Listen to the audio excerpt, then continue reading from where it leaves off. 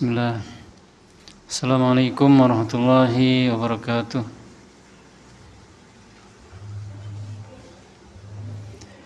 Innal hamdalillah nahmaduhu wa nasta'inuhu wa nastaghfiruh wa na'udzu billahi min shururi anfusina wa min sayyiati a'malina. May yahdihillahu fala mudilla lahu wa may yudlil fala hadiya lahu. Asyhadu an la ilaha illallah wahdahu la syarikalah wa asyhadu anna Muhammadan abduhu wa rasuluh. Ya ayyuhalladzina amanu taqullaha haqqa tuqatih wa la tamutunna illa wa antum muslimun. Ya ayyuhan nasu taqu rabbakumul ladzi khalaqakum min nafsin wahidah wa khalaqa minha zawjaha wa batha minhuma rijalan katsiran wa nisaa'a. Wattaqullaha alladzi tasaaluna bihi wal arham innallaha kana 'alaikum raqiba. Ya ayyuhalladzina amanu taqullaha wa qulu qawlan sadida yuslih lakum a'malakum wa yaghfir lakum dhunubakum wa man yuti'illaha wa rasulahu faqad faza fawzan 'azima. Amma ba'du fa inna asdaqal hadithi kitabullah wa khairal hadyi hadyu Muhammadin sallallahu alaihi wasallam wa syarrul umuri muhdatsatuha wa kullu muhdatsatin bid'ah wa kullu bid'atin dhalalah wa kullu dhalalatin finnar. Kaum muslimin wal muslimat rahimakumullah, marilah kita panjatkan rasa puja dan puji syukur kita kehadirat Allah Subhanahu wa taala yang telah melimpahkan banyak nikmat kepada kita, terutama nikmat iman, Islam dan kesehatan. Sehingga pada sore hari ini kita bisa hadir kembali di Masjid Al-Furqan yang mulia ini untuk thalabul ilm. Kemudian dilanjutkan dengan buka bersama. Mudah-mudahan langkah kita dari rumah menuju ke sini dicatat oleh Allah Subhanahu wa taala sebagai amal saleh yang memberatkan timbangan amal kebaikan kita kelak di hari kiamat. Dan juga mudah-mudahan Allah Subhanahu wa taala senantiasa menambahkan kepada kita ilmu yang bermanfaat serta amal saleh serta menerima ibadah puasa kita dan seluruh ibadah kita di bulan Ramadan ini. Amin ya rabbal alamin. Salawat dan salam semoga tercurahkan kepada Nabi kita Nabi Muhammad sallallahu alaihi wasallam beserta keluarganya, para sahabatnya dan para pengikutnya yang setia hingga akhir zaman. Kaum muslimin wal muslimat rahimakumullah. Pada kajian sore hari ini, insyaallah kita akan mengkaji atau membahas sebuah risalah, sebuah surat atau buku tipis yang berjudul Al-Wasailul Mufidah lil Hayatis Sa'idah, sarana-sarana yang bermanfaat untuk meraih kehidupan yang bahagia, atau diartikan dengan arti yang lain kiat-kiat meraih hidup bahagia, yang ditulis oleh Syekh Abdurrahman bin Nasir As-Sa'di rahimahullah.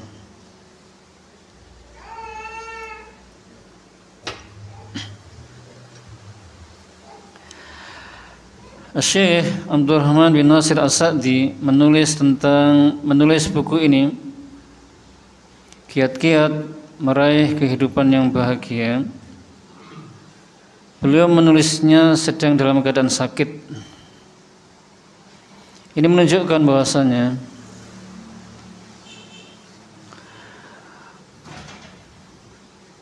orang yang sakit itu bisa jadi orangnya sedang bahagia. Jadi orang sakit itu bisa jadi bahagia, bisa jadi sedang tidak bahagia.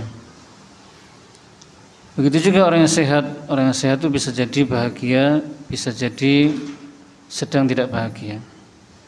Jadi tolak ukur bahagia atau tidak itu bukan dilihat dari sehatnya, Pak. Contohnya Syekh Abdurrahman bin Nasir As-Sa'di ini, beliau menulis surat tentang kiat-kiat atau cara-cara atau metode-metode untuk meraih hidup yang bahagia, sedangkan beliau dalam keadaan sakit. Berarti insya Allah beliau walaupun sakit sangat bahagia. Contoh yang lain adalah Rasulullah SAW. Beliau pernah sakit sangat parah, tapi Rasulullah SAW tentu hatinya bahagia, hidupnya bahagia. Sakit tapi bahagia, gitu Pak ya. Dan beliau di buku ini memberikan kepada kita 21 kiat.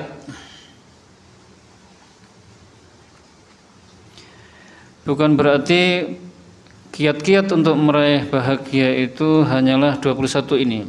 Jadi ini bukan pembatasan. 21 kiat ini hanyalah hasil dari ijtihad beliau. Beliau mengatakan, fa inna rahatal qalbi wa sururahu wa zawala humumihi wa humumihi huwal matlabu likulli ahadin. Sesungguhnya ketentraman hati dan kebahagiaannya serta hilangnya keresahan dan kesedihan adalah tujuan siapapun. Jadi kaum muslimin, kebahagiaan hidup yang bahagia, hati yang tentram, hati yang bahagia, hilangnya kesedihan dan kegundahan itu adalah tujuan atau keinginan siapapun. Bukan hanya keinginan orang yang beriman, tapi keinginan orang yang beriman maupun orang yang kafir. Wa bihi tahsulul hayatut thayyibah wa yatimmus surur wal ibtihaj.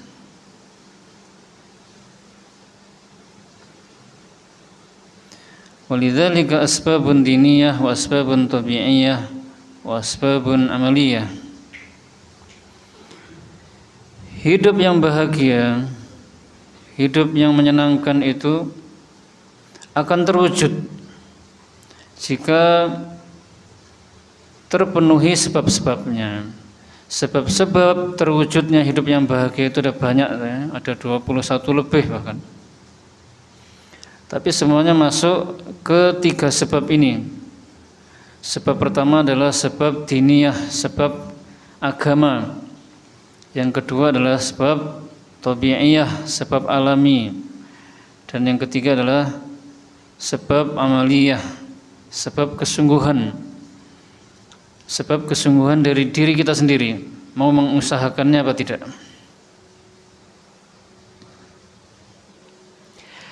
Ketiga sebab ini tidak akan terkumpul atau tidak akan dimiliki semuanya kecuali oleh orang-orang yang beriman. Hanya orang beriman saja yang bisa memiliki semua sebab ini. Sedangkan selain orang yang beriman,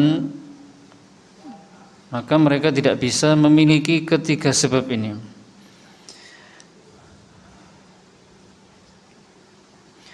Mungkin bagi mereka yang kafir memiliki sebagian sebabnya atau salah satu sisi dari sebabnya. Tapi kalau untuk memiliki semua sebab kebahagiaan mereka tidak bisa. Contohnya seperti asbab diniyah, sebab-sebab agama, seperti keimanan, mereka tidak memilikinya.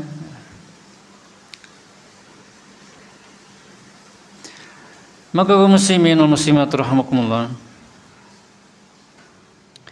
di antara orang-orang itu ada yang beruntung, ada yang mampu mewujudkan atau meraih kiat-kiat tadi semuanya atau kebanyakan dari sebab-sebab, cara-cara dan kiat-kiat meraih hidup bahagia sehingga mereka hidupnya bahagia. Dan di antara manusia ada yang gagal. Ada yang gagal meraih hidup bahagia karena mereka tidak mengamalkan dan tidak mewujudkan sebab-sebab atau kiat-kiat tadi. Dan di antara manusia ada yang pertengahan. mengamalkan ini tapi tidak mengamalkan yang itu, mengamalkan sebab yang ini atau kiat yang ini tapi kiat-kiat yang lain tidak diamalkan, sehingga mereka bahagia di satu sisi tapi di sisi yang lain mereka tidak bahagia. Kaum muslimin dan muslimat rahimakumullah, sebab yang pertama atau kiat yang pertama, cara yang pertama untuk meraih kehidupan yang bahagia, dan ini cara yang paling besar, paling agung, adalah beriman dan beramal saleh. Wa a'zamul asbabi lidzalika wa asluha wa ususuha wal imanu wal amalus saleh. Sebab yang paling agung untuk meraih kehidupan yang bahagia dan merupakan dia itu pondasinya atau asasnya adalah beriman dan beramal saleh. Allah Subhanahu wa taala berfirman, "Man 'amila shalihan min dzakarin aw untha wa huwa mu'min falanuhyiyannahu hayatan thayyibah wa lanajziyannahum ajrahum bi ahsani ma kanu ya'malun." Barang siapa yang beramal saleh, baik itu laki-laki atau wanita, dan dia beriman, maka sungguh kami akan sediakan baginya kehidupan yang baik, dan sungguh kami akan membalas mereka dengan balasan yang lebih baik dari apa yang mereka kerjakan. Di dalam ayat ini Allah Subhanahu wa taala mengabarkan kepada kita dan berjanji bahwasanya siapa saja yang beramal saleh, siapapun itu, selama dia beramal saleh itu dia beriman,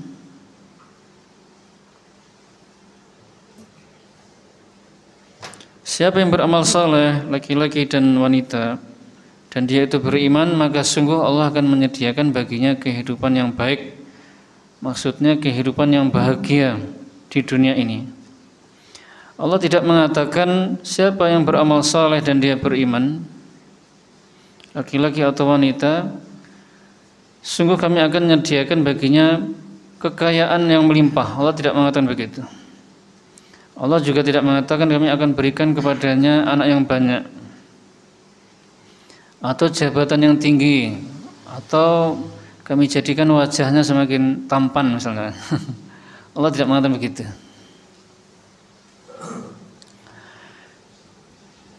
Ini menunjukkan bahwasannya harta yang banyak, wajah yang tampan, yang cantik, atau anak yang banyak, jabatan yang tinggi bukanlah tolak ukur atau jaminan kebahagiaan.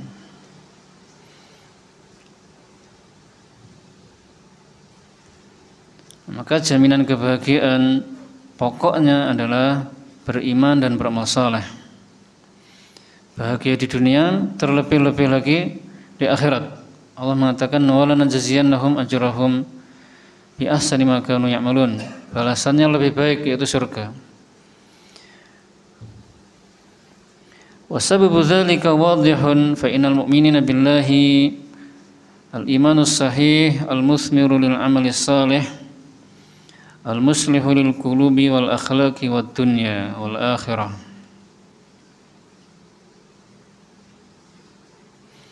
Sebabnya jelas, yaitu karena orang yang beriman kepada Allah itu mereka memiliki iman yang benar yang membuahkan amal saleh, sehingga mereka mampu untuk memperbaiki hati mereka, memperbaiki akhlak mereka, dan urusan-urusan mereka, baik urusan dunia maupun urusan akhirat. Mereka memiliki pondasi atau pokok kebahagiaan,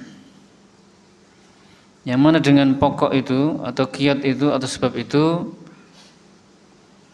mereka mampu mendatangkan kebahagiaan, kesenangan untuk hati mereka, dan bisa menolak kesedihan, keguncangan, dan kegundahan. Dan orang-orang yang beriman serta beramal saleh itu, Pak, Kalau mereka mendapatkan nikmat, mendapatkan hal-hal yang mereka sukai, maka mereka menerima dengan senang hati dan mereka mensyukurinya serta menggunakannya untuk hal-hal yang bermanfaat sehingga hati mereka semakin bahagia.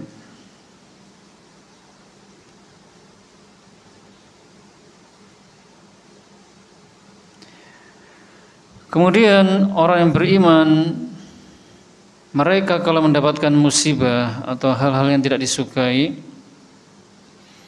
maka mereka berusaha melawannya dan meminimalisirnya serta menghadapinya dengan kesabaran. Jadi kalau mereka dapat nikmat, mereka bersyukur dan menggunakannya untuk hal-hal yang bermanfaat sehingga mereka semakin bahagia. Kalau mereka dapat musibah, mereka menghadapinya dengan kesabaran. Bahkan lebih dari sabar, Pak ya. Di antara orang yang beriman itu ada yang menghadapi atau menyambut musibah itu dengan syukur. Seperti contohnya Rasulullah SAW, beliau ketika mendapatkan musibah, beliau mengatakan Alhamdulillah ala kulli hal. Segala puji bagi Allah dalam keadaan apapun. Jadi dapat musibah bersyukur, sehingga apa yang terjadi ketika musibah dihadapi dengan kesabaran dan rasa syukur, musibah itu akhirnya terasa ringan, terasa kecil. Bahkan musibah itu tidak terasa pahit sedikit pun walaupun kecil. Malahan musibah itu menjadi nikmat bagi orang yang beriman. Kenapa? Karena mereka mendapatkan musibah, tapi mereka mengharapkan pahala. Mereka mengharap dengan sebab musibah ini dosa-dosa mereka diampuni. Jadi orang yang beriman dan beramal saleh itu hidupnya selalu bahagia, tidak pernah sedih. Karena mereka dapat nikmat, mereka bersyukur, dapat musibah, mereka bersabar, bahkan bersyukur. Rasulullah SAW sabda, "Ajaban li amril mu'min, inna amrahu kullahu khair, in asabathu sarra syakara, fakana khairan lahu, wa in asabathu dharra sabara, fakana khairan lah. Walaysa dzalika li ahadin illa lil mu'min." Sungguh menakjubkan perkaranya orang yang beriman itu. Semua perkaranya, semua urusannya itu baik. Jika dia mendapatkan sesuatu yang menyenangkan, maka dia bersyukur dan itu kebaikan untuknya. Dan jika dia mendapatkan sesuatu yang tidak dia sukai, maka dia bersabar dan itu baik untuknya. Dan itu tidak dimiliki kecuali oleh orang yang beriman. Makanya orang yang tidak beriman, orang yang kafir misalnya, ketika mereka mendapatkan nikmat dan mendapatkan hal-hal yang disenangi, mereka menyambutnya dengan penuh kesenangan, Pak ya. Dengan sangat rakus, menyambutnya dengan senang hati, rakus dan serakah seperti hewan. Kemudian mereka congkak, sombong dan pamer. Dapat nikmat apa, mereka suka pamer, sombong gitu ya. Dan rakus sekali.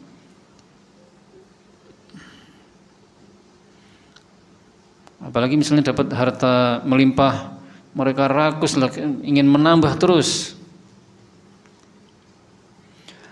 Sudah begitu hatinya ada ketidaktenangan, yaitu mereka khawatir atau takut kalau nikmat yang mereka dapatkan itu akan hilang, akan sirna di kemudian hari. Kalau orang yang beriman tidak ada kekhawatiran-kekhawatiran seperti itu. Nikmat datang alhamdulillah, seandainya lenyap, hilang, ya sudah takdir Allah. Allah telah menakdirkan apa yang Allah kehendaki pasti terjadi.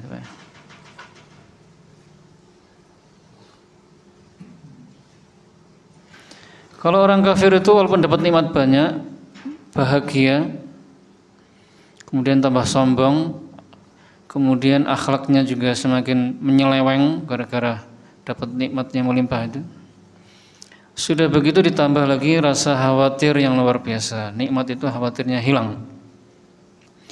Kemudian orang kafir kalau mereka dapat musibah, mereka tidak sabar, ngamuk-ngamuk, tidak terima.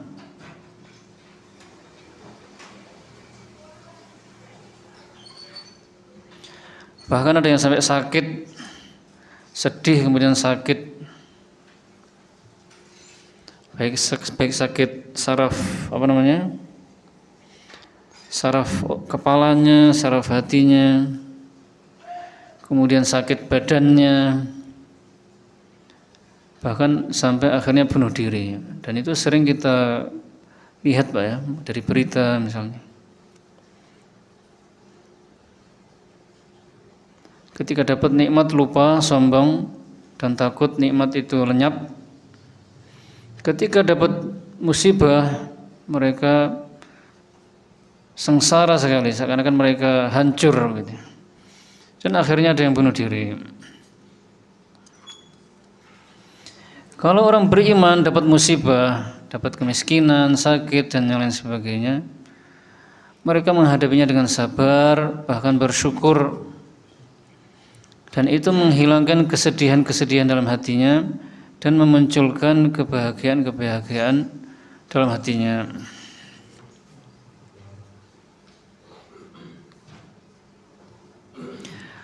Allah Subhanahu wa taala firman, "In takunu ta'lamuna fa innahum ya'lamuna kama ta'lamun wa tarjuna minallahi ma la yarjun."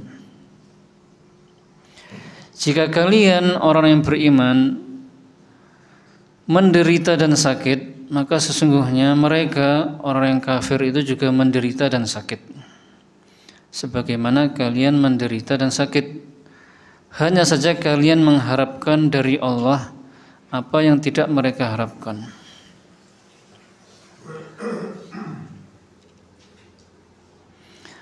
Bagaimana dengan orang-orang beriman yang imannya sangat lemah? Ya mereka mirip-mirip seperti orang kafir, Pak.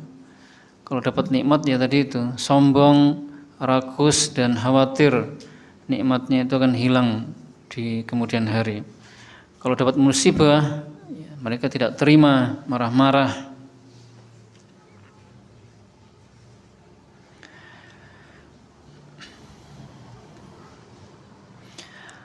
Apalagi orang kafir, kalau orang kafir bisa sampai bunuh diri.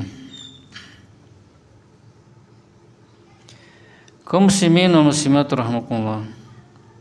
Sebab yang kedua atau kiat yang kedua untuk meraih kebahagiaan dan menghilangkan kesedihan adalah berbuat baik kepada orang lain dengan ucapan dan perbuatan, dan melakukan berbagai macam kebaikan-kebaikan. Wa minal asbabil lati tuzilul hamma wal ghamma wal qalaq al-ihsan ilal khalqi bil qawli wal fi'li wa anwa'il ma'ruf. Di antara sebab-sebab yang bisa menghilangkan kesedihan, kegundahan, dan kegelisahan adalah berbuat baik kepada orang lain dengan ucapan dan perbuatan, serta melakukan kebaikan-kebaikan apapun.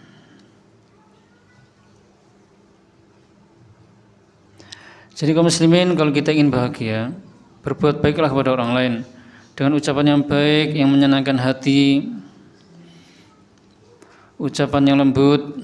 Itu yang senang bukan hanya orang lain, kita juga senang hatinya, Pak. Kemudian berbuat baik dengan perbuatan, menolong orang lain, memberi makan, memberi sedekah, memberi hadiah, dan membantu orang lain dalam bentuk bantuan apapun. Nah, itu orang lain senang, hati kita juga senang. Ini berlaku bukan hanya untuk orang yang beriman, Pak. Untuk orang yang kafir juga berlaku ini, untuk sebab yang kedua ini. Makanya kita melihat sebagian orang kafir itu ada yang senang sedekah. Sebagian orang kafir itu membantu orang-orang yang terkena bencana, beri bantuan banyak, Pak ya. Ada juga yang membantu anak-anak yatim, padahal mereka kafir. Maka di antara mereka ada yang mengatakan membantu anak-anak yatim itu lebih membahagiakan hati daripada mendapatkan piala tertinggi, ya, gitu, Pak ya. Tingkat dunia misalnya begitu.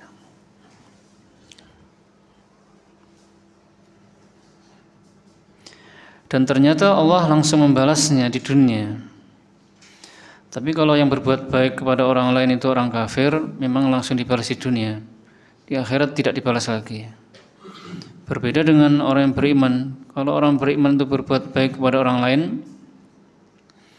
maka balasannya di dunia dan akhirat. Di dunia dibalas dengan hati yang bahagia, kesedihan dihilangkan, mungkin juga dia dijauhkan dari musibah dan nikmat ditambah.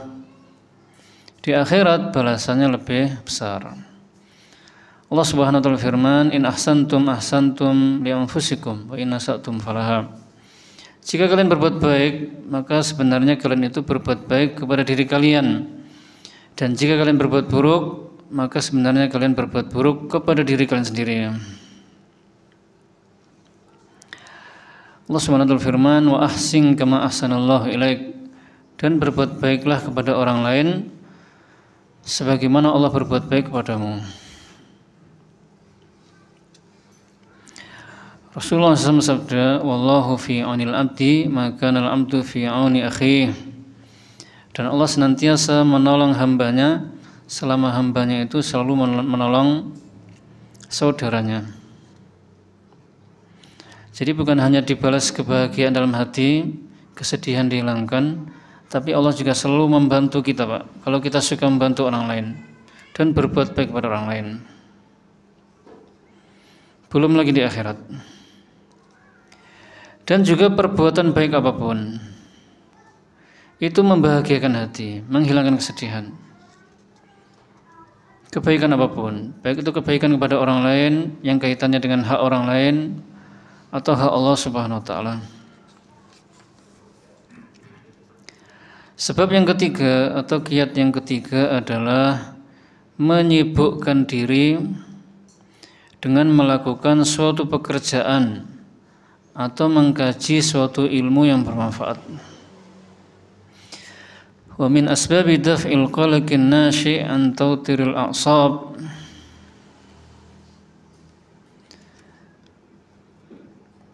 wa istighalil qalbi bi ba'dil mukattirat al-istighalu bi amalin min al-a'mal wa ilmin min al-ulumin nafi'ah fa innaha tulhil qalba an istighalihi bi dhalikal amr alladhi aqlaqahu. Bahasanya memang agak sulit, Pak. Sulit, Pak.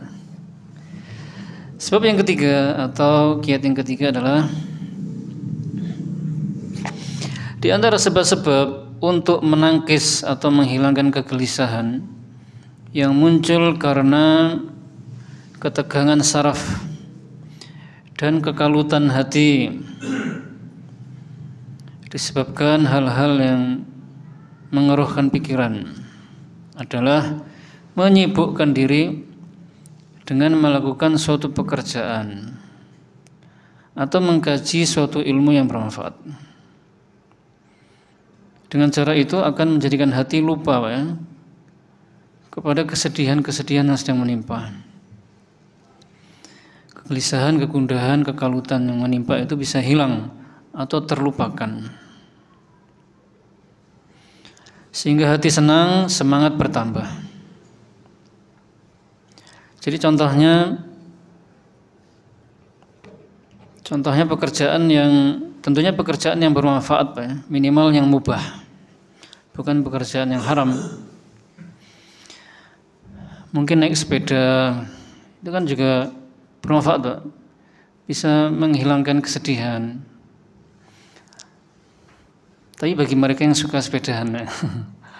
Kalau yang tidak suka mungkin yang lain, mungkin jalan kaki atau olahraga. Ini juga berlaku untuk orang beriman dan juga orang kafir. Makanya orang kafir itu kalau lagi sedih dan pusing-pusing atau banyak pikiran, mereka olahraga, badan sehat, pikiran segar kembali, atau mungkin rekreasi. Bisa juga dengan bercocok tanam, merawat tanaman gitu. Pokoknya menyibukkan diri dengan melakukan suatu pekerjaan.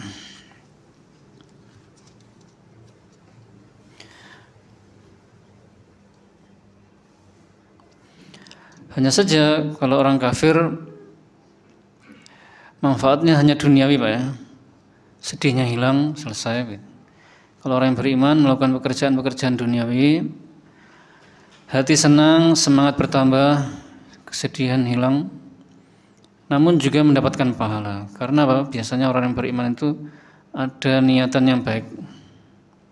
Olahraga, sepedahan, jalan kaki dan yang lainnya, atau nyangkul-nyangkul, niatnya supaya badannya sehat, seger, dan nanti semangat sholat misalnya, sehingga dapat pahala.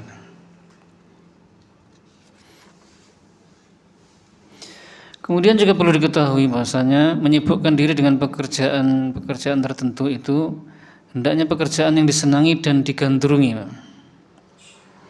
Jangan sampai mengerjakan pekerjaan yang tidak disenangi, akhirnya malah nambah masalah, nambah pusing. Kemudian juga di antara sebab yang menghilangkan kesedihan itu adalah mengkaji suatu ilmu, menyibukkan diri dengan mengkaji ilmu yang bermanfaat. Seperti hadir di majelis ilmu, di kajian seperti ini dan di kajian-kajian yang lain, ini insya Allah menghilangkan kegundahan dan kegelisahan Pak, serta kekalutan pikiran. Hati tenang gitu. Dan itu sudah kita rasakan. Kaum muslimin dan muslimat, sebab berikutnya yang keempat atau kiat yang keempat adalah konsentrasi penuh untuk perhatian kepada pekerjaan hari ini yang sedang dihadapi.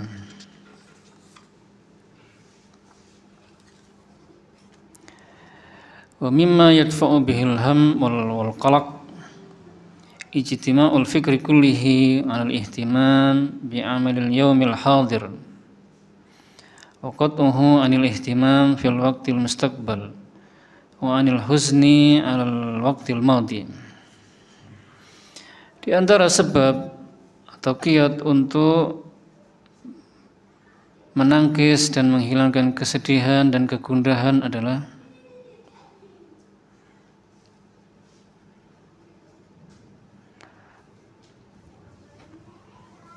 pikiran yang konsentrasi penuh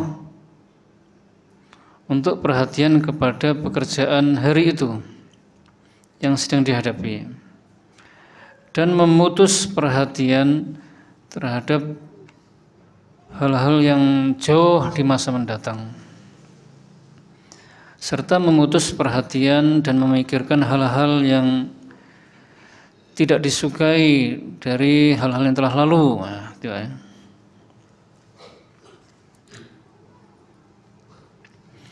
Jadi kita harus fokus, konsentrasi menghadapi pekerjaan yang sedang dihadapi, itu aja sudah.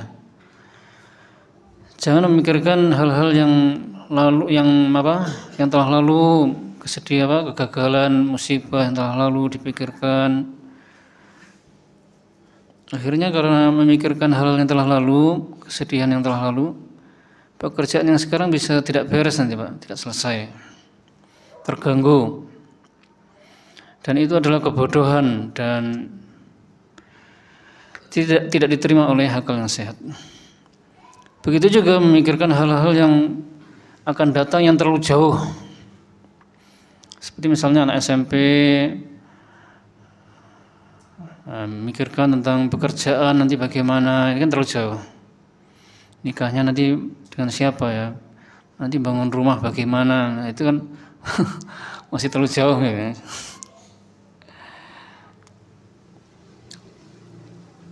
Anak SMP, SMA ya fokus belajar saja. Maka contohnya konsentrasi penuh untuk perhatian kepada pekerjaan hari ini, misalnya menuntut ilmu, nah, seperti ini ya. Maka konsentrasi memperhatikan pekerjaan sekarang, menyelesaikan pekerjaan sekarang, yaitu fokus memperhatikan ilmu yang disampaikan, tidak memikirkan yang lain di luar ilmu, gitu. Di luar majelis ilmu. Ketika kita salat, ya sudah fokus salat. Jangan mikir-mikir yang lain di luar salat. Kalau kita fokus seperti itu, akhirnya pekerjaannya bagus. Maksimal kita dalam mengerjakan, hasilnya juga maksimal, optimal. Kalau kita betul-betul fokus mengerjakan, perhatian terhadap pekerjaan yang sedang dihadapi, akhirnya apa?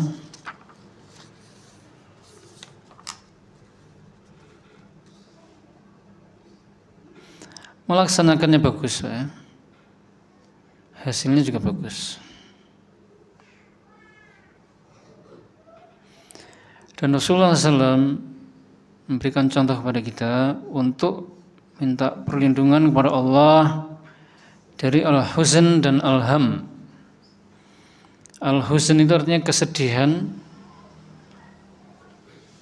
yang dipikir yang telah lalu. Sedangkan al-ham adalah kegundahan yang dikhawatirkan nanti akan terjadi sesuatu hal di masa mendatang. Kita harus berlindung dari dua hal ini. Doa yang hendaknya kita panjatkan adalah Allahumma inni a'udzubika minal hammi wal hasani wal ajzi wal kasali wal bukhli wal jibni wa dhala'idin wa ghalabatir rijal.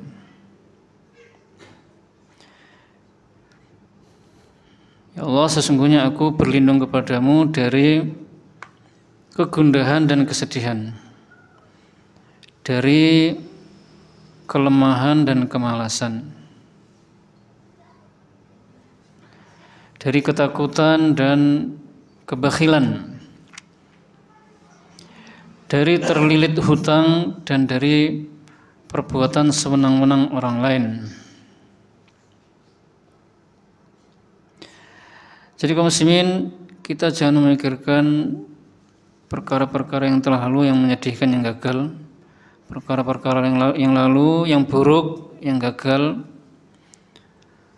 Kita lupakan, kemudian kita segera mohon ampun kepada Allah, bertaubat, banyak beramal soleh dan selalu memperbaiki.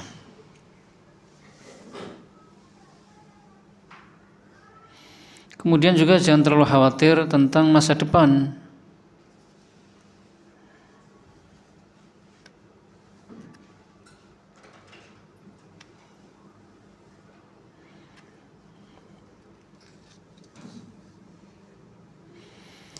Karena kalau kita terlalu berlebihan memikirkan kejadian yang akan mendatang yang jauh, serta terlalu berlebihan memikirkan kesedihan-kesedihan di masa lalu, seandainya dulu saya begini, maka tidak akan terjadi seperti ini, maka semuanya itu akan menyebabkan terbukanya perbuatan syaitan. Artinya setan itu akan membisikkan kepada hati kita, memberikan was-was dan bisikan-bisikan yang buruk, sehingga kita itu selalu sedih, gelisah, dan juga khawatir, takut.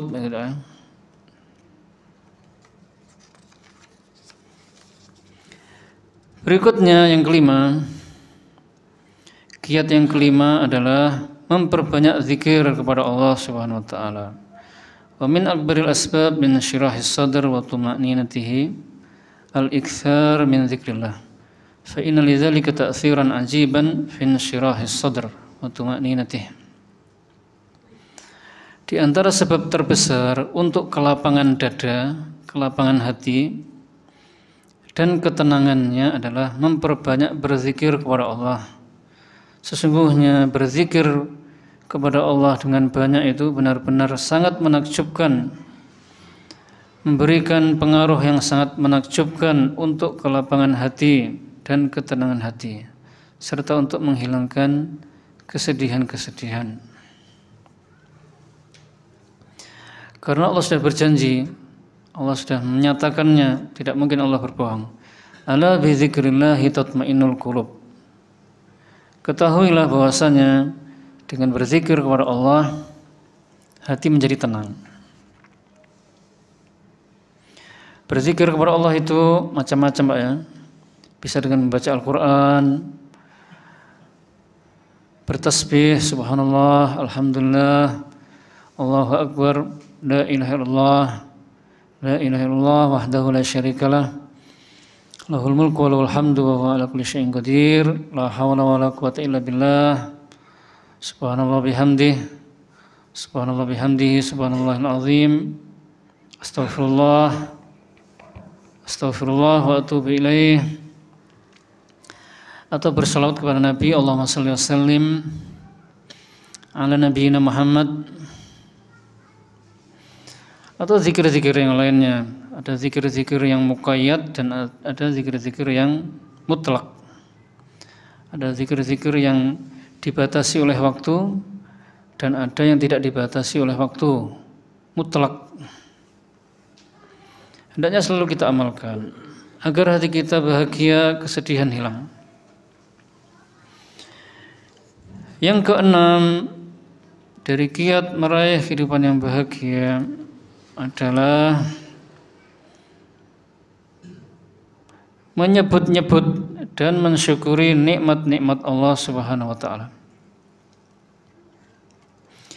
Wa kadzalika at-tahaddusi bi ni'amillahi adh-dhahirati wal batinah. Fa inna ma'rifataha wat-tahaddusa biha yadfa'ullahu bihil ham wal gham.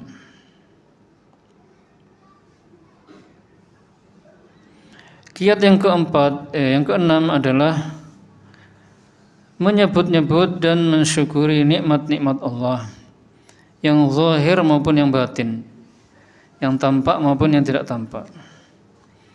Karena sesungguhnya mengingat-ingat, menyebut-nyebut dan mensyukuri nikmat Allah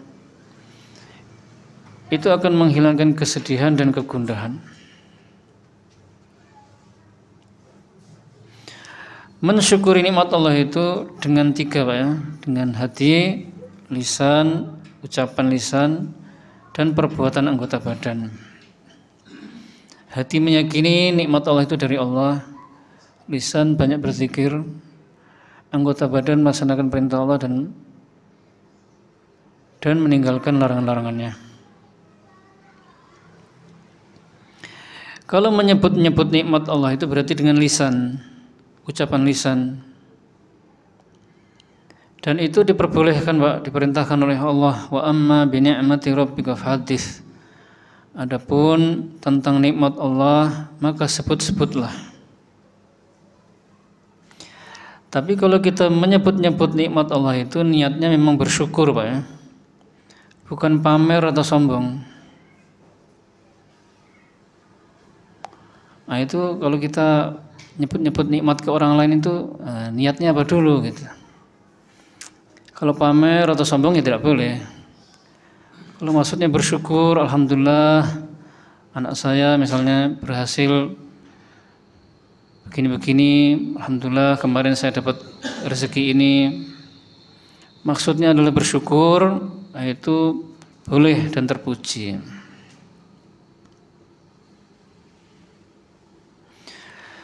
Dan bersyukur merupakan tingkatan paling tinggi.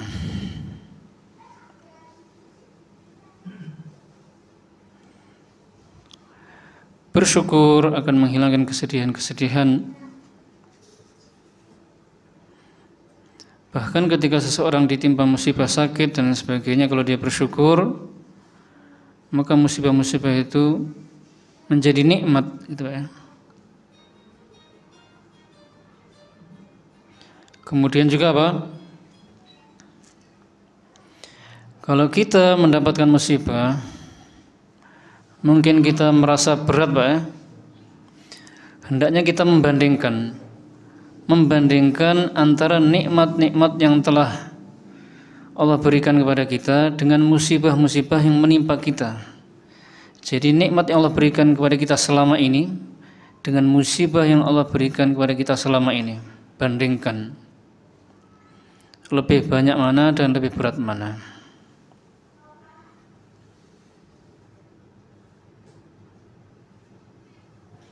Setelah kita bandingkan, tentu musibah-musibah yang kita alami tidak ada apa-apanya dibandingkan dengan nikmat-nikmat yang telah Allah berikan kepada kita.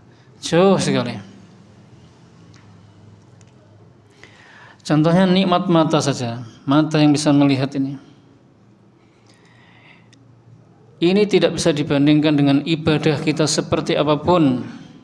Selama hidup kita ibadah terus, tidak ada hentinya, masih kalah dengan nikmat bisa melihat ini. Dan juga nikmat mata bisa melihat ini, jika dibandingkan dengan musibah-musibah yang menimpa kita, maka jauh lebih tinggi nikmat melihat ini. Nikmat mata bisa melihat ini loh, setiap saat tuh bisa melihat.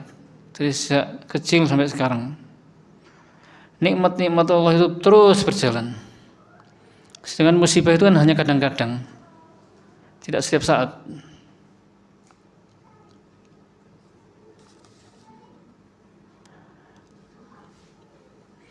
Sebab yang ketujuh atau kiat yang ketujuh adalah melihat kepada orang yang ada di bawah kita.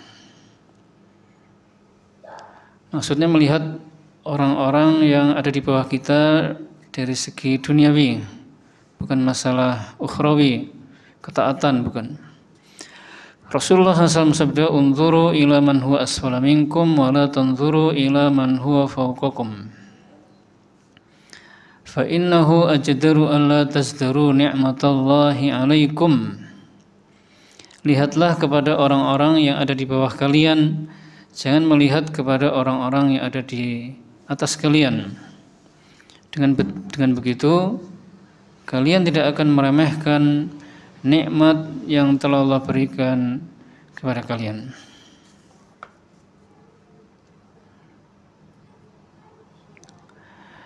Jadi kalau kita misalnya kekurangan harta, hendaklah kita melihat ternyata banyak orang-orang yang jauh di bawah kita, lebih sengsara,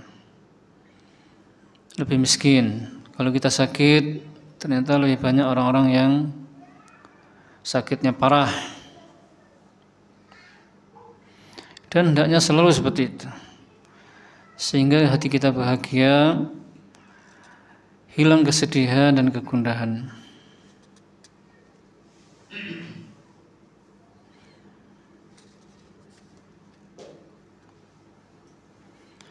Dengan selalu kita seperti itu, kita betul-betul akan tahu ternyata Allah telah memberikan banyak sekali kenikmatan, sehingga betul-betul hati kita bahagia.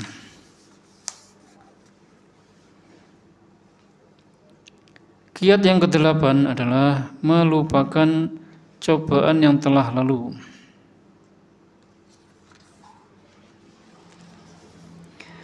Wa minal asbabil mujibah lis-sururi wa zawalil hammi wal gham as-sa'yu fi izalatil asbab al-jalibah lil humum wa fi tahsil asbabil jalibah lis-surur wa dhalika binisyani ma madha alaihi minal makarih allati la yumkinuhu radduha.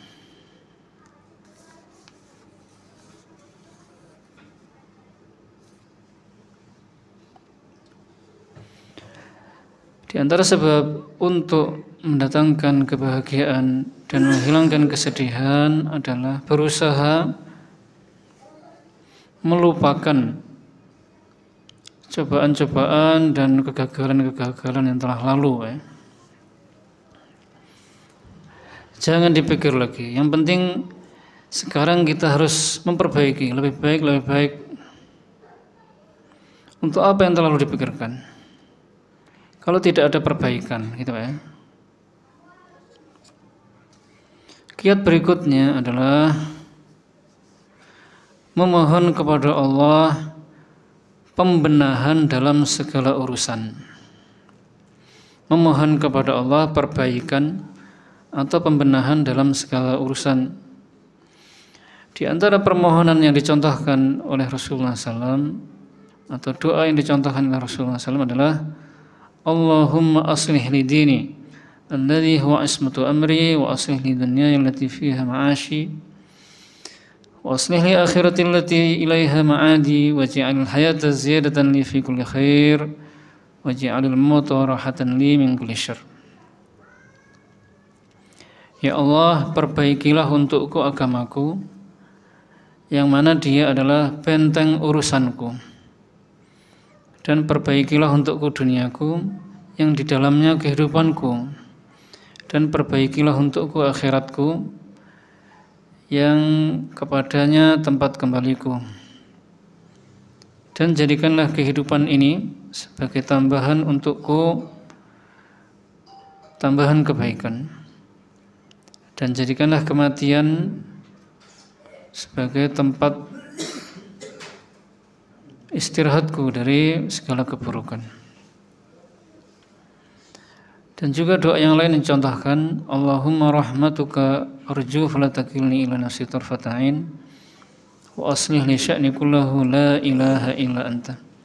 Ya Allah, aku mengharapkan rahmatmu, janganlah engkau membebaniku sedikit pun, dan perbaikilah untukku segala urusanku. Tidak ada Tuhan yang berhak disembah kecuali Engkau.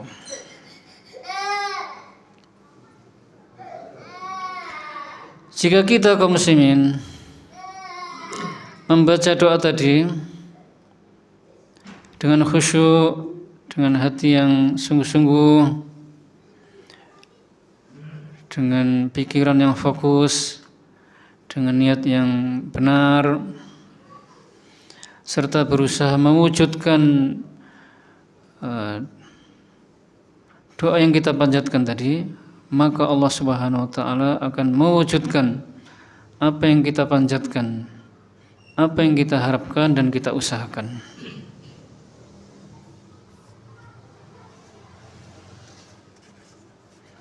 Kiat berikutnya adalah memandang ringan segala cobaan. Wa min anfa'il asbab li zawil qalq wal humum idza hasara al-'abdi min an-nakabat ay yas'a fi takhfifiha bi ay yuqaddir aswal ihtimalat allati yantahi ilaihi al-amr. Di antara sebab yang paling bermanfaat untuk menghilangkan kegundahan dan kegelisahan adalah memandang ringan segala sesuatu dari cobaan-cobaan dan berusaha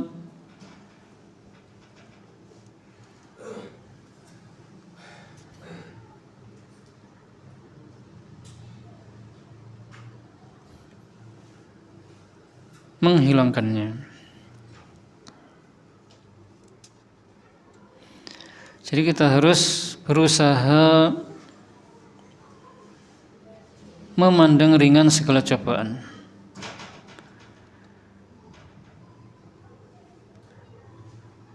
Usahakan memandang ringan segala cobaan, kemudian jangan sampai kita berpikiran yang aneh-aneh. Jangan membayangkan hal-hal yang buruk-buruk.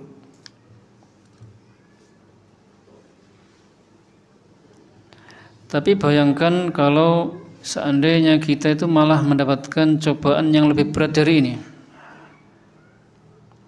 Sekarang kita dapat cobaan berat, anggap saja itu ringan.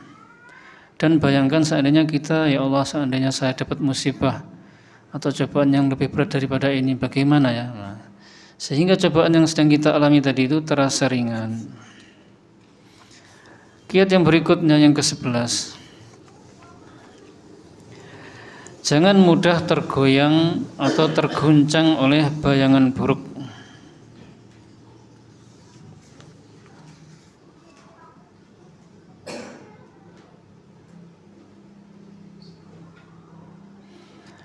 Jangan mudah tergoyang oleh bayangan-bayangan buruk, hayalan-hayalan buruk, pikiran-pikiran buruk. Wah, nanti kalau saya sakit bagaimana ya? Kondisinya sehat, mikirannya nanti kalau saya sakit. Itu jangan dipikirkan. Wah, nanti kalau saya miskin bagaimana? Itu bayangan-bayangan buruk,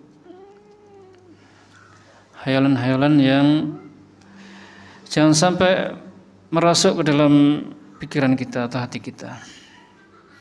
Yang berikutnya, yang ke-12 adalah bersandar hati penuh kepada Allah Subhanahu wa taala. Seseorang yang bersandar hati penuh kepada Allah, tawakal kepada Allah, percaya kepada Allah, yakin serta mendapatkan karunia-Nya, maka akan tertangkis segala kesedihan dan kegundahan dan hatinya bahagia.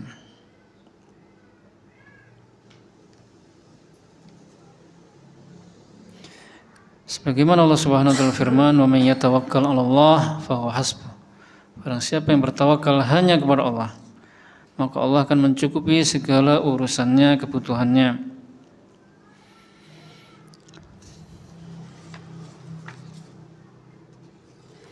Yang berikutnya adalah bersikap adil dan bijaksana dalam bergaul.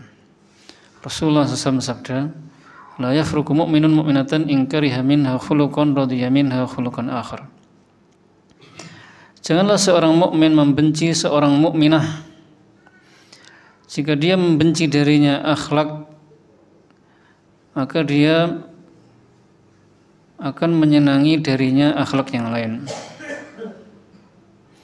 Hadis ini sebenarnya berbicara tentang hubungan atau bergaul antara suami dengan istri, Pak. Namun ini umum, berlaku umum.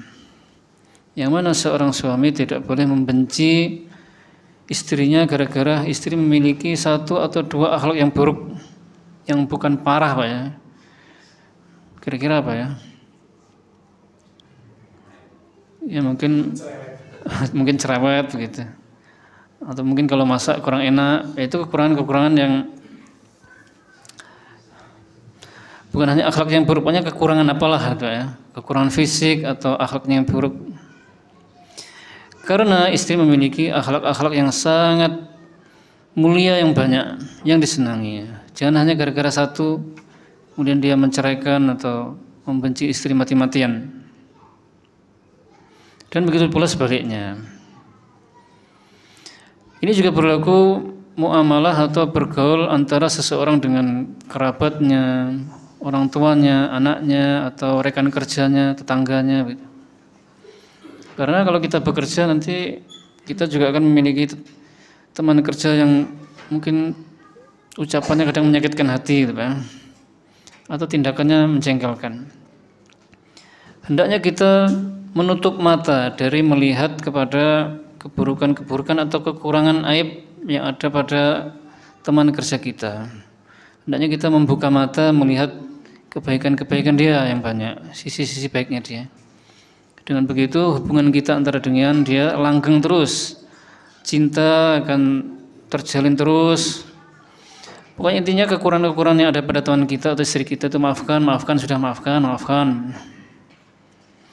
Walaupun orangnya tidak minta maaf, ya sudahlah maafkan gitu. Dengan begitu hati itu lapang dan kegelisahan hilang. Tinggal berapa menit, Pak? Kok hampir habis, Pak ya? Hampir maghrib ini. Tinggal 6, baik. Yang ke-14, kiat yang ke-14 adalah waktu bahagia yang pendek itu janganlah diperpendek lagi dengan kegundahan dan kelarutan bersama pikiran. Jadi waktu di dunia ini hanya sebentar, bahagia di dunia ini sebentar, berapa tahun ini tidak lama. Maka jangan diperpendek lagi dengan kesedihan, terus mikir gelisah gitu ya.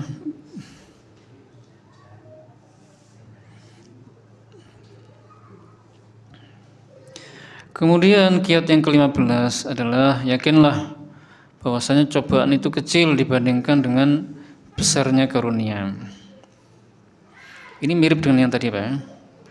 Hendaknya kita selalu membanding-bandingkan antara cobaan dengan karunia.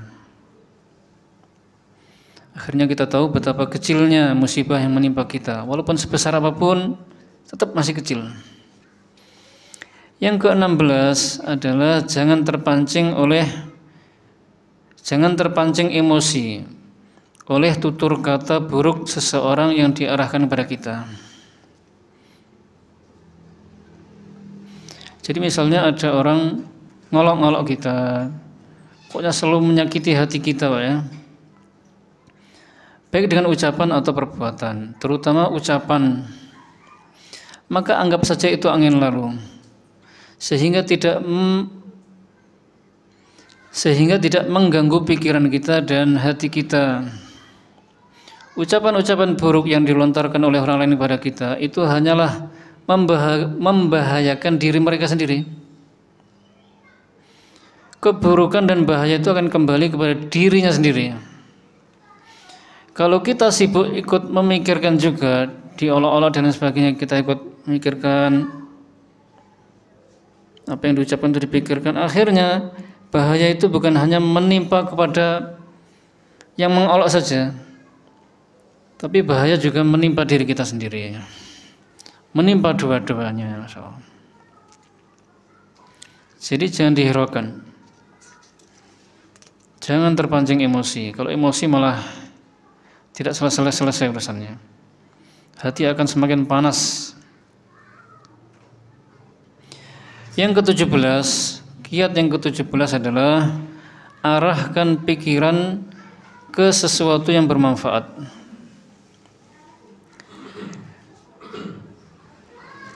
Di sisi agama maupun dunia. Yang ke-18 adalah menata hati untuk mengharap pahala dari Allah Subhanahu wa taala dalam berbuat baik. Jadi dalam berbuat baik apapun kepada orang lain, memberi hadiah, sedekah, mengharaplah pahala dan balasan dari Allah saja. Jangan pernah mengharapkan balasan dari manusia atau terima kasih dari manusia. Dengan begitu hati bahagia sekali. Yang ke-19 adalah pusatkan perhatian kepada hal-hal yang bermanfaat.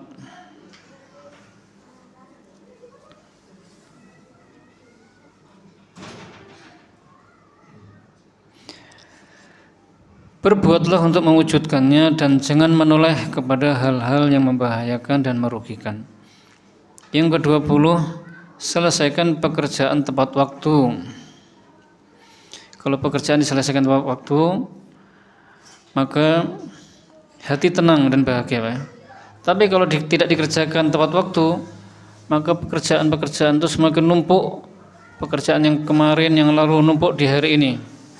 Kemudian pekerjaan yang lalu dan yang sekarang akhirnya sebagiannya juga numpuk ke pekerjaan berikutnya. Akhirnya membuat gelisah. Yang terakhir adalah pandai-pandailah memilih dan memilah pekerjaan.